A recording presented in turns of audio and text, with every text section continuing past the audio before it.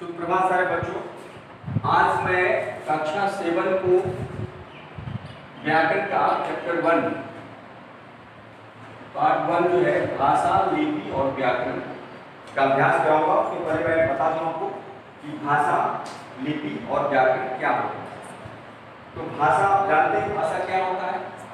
भाषा वह सशक्त साधन है या वह माध्यम है जिसके द्वारा हम अपने विचारों को प्रकट करते हैं, या यूँ कहें कि अपने विचारों को प्रकट करने का एक माध्यम है भाषा।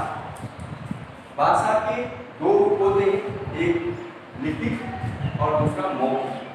तीसरा भी लोग सांकेतिक भी मानते हैं, लेकिन सांकेतिक का प्रचलन किसी तरह से मान्य नहीं, क्योंकि ना तो उसका कोई लिखित है और ना ही कोई सुन पाता है, इसलिए उसको मान्यता नहीं मिली। भाषा के दो रूप हैं, मौखिक और लिखित, लेकिन मान्यता लिखित भाषा को ज्यादा दी जाती है, इसलिए क्योंकि उसका प्रमाणिक रूप होता है, इसलिए लिखित भाषा को मान्यता ज्यादा है। लेकिन हम लोग दोनों भाषाओं पर अध्ययन करेंगे, मौखिक भाषा का भी और लिखित भाषा। जो बोलकर के प्रकट की जाती है वो मौखिक हो गया, और जो लिखकर प्रकट करते हैं वो लिखित हो गया।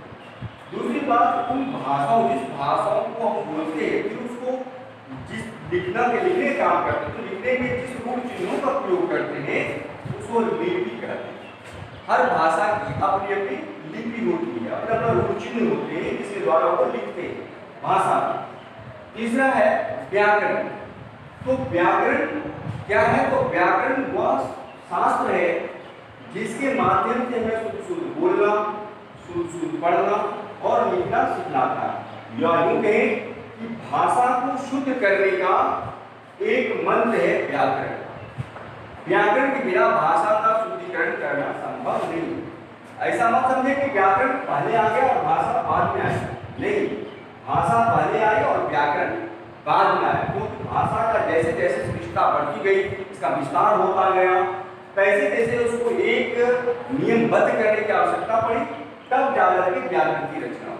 तो व्याकरण क्या है? तो व्याकरण नियमों का संग्रह, भाषाओं को संगठित करने का, शुद्ध उच्चारण करने का, शुद्ध लिखने का एक सूत्र भी कर सकते, फॉर्मूला है व्याकरण। व्याकरण के बिना हम भाषा को शुद्ध बोलना, शुद्ध लिखना नहीं कर सकते।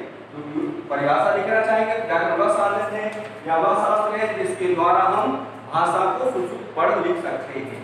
ठीक है, आइए हम लोग देखते हैं कि इसमें से लिपि कितने तरह की लिपि होती है। तो जितनी भाषाएं होती है अलग अलग लिपि होती है। जैसे आपने हिंदी पढ़ते हैं, हिंदी की लिपि देवनागरी है, पंजाबी भाषा की लिपि गुरुमुखी है, जैसे अंग्रेजी भाषा रोमन है, जैसे उर्दू की भाषा जो है फारसी है।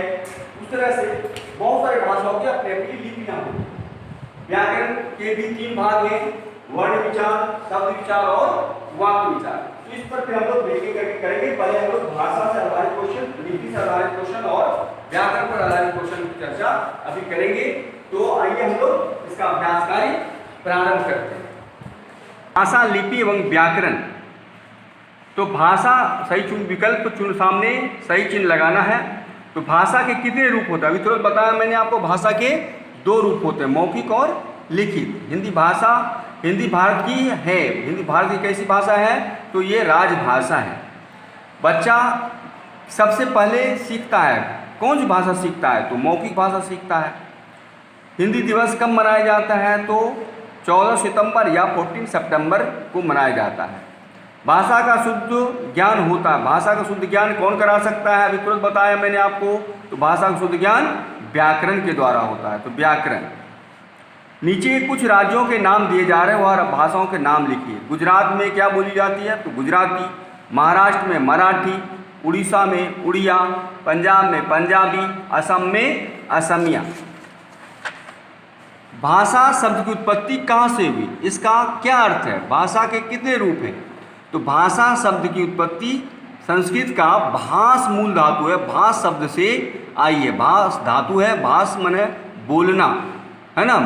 भास मतलब बोलना, धातु से हुई है, इसका अर्थ है बोलना। भाषा के 2 रूप होते हैं, मौखिक भाषा और लिखित भाषा।